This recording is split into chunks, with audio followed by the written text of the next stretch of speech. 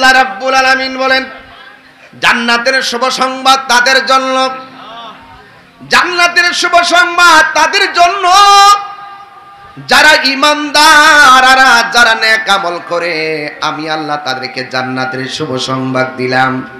আর ওই জান্নাতটা এমন একটা জান্নাত যে জান্নাতের নিচ দিয়া নহরগুলো প্রবাহিত। এই জন্য আমার যুবক ভাইয়েরা, আল্লাহ রাব্বুল আলামিন কোরআনে অসংখ্য জায়গায় বান্দাদেরকে সতর্ক করে বলে দিয়েছেন, ও বান্দারা তোমরা গোপনে গোপনে যা করো আমি জানি। এই জন্য আমার যুবক ভাইয়েরা, আজকে যারা হাজির হয়েছেন, আমরা তো বাড়ির মধ্যে চলে যাব, কিন্তু বাড়ির পাশে বাঁশের জারের বাঁশ কাইটা গুরুস্থানে কবরে দিয়ে দেন।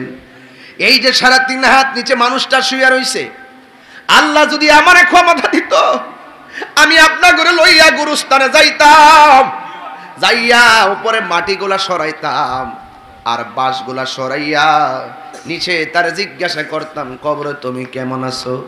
ওই লোকটার যদি এই সুযোগ থাকতো আমারে বলে দিত, তাহিরি রে, এই গুরুস্থান এমন একটা জায়গা যেখানে চলে আসলে দুঃখের ভাগ পৃথিবীর কেউ নেওয়ার সুযোগ নাই, সুখের ভাগ পৃথিবীর কেউ নেওয়ার সুযোগ নাই। কথা বলেন ঠিক কিনা?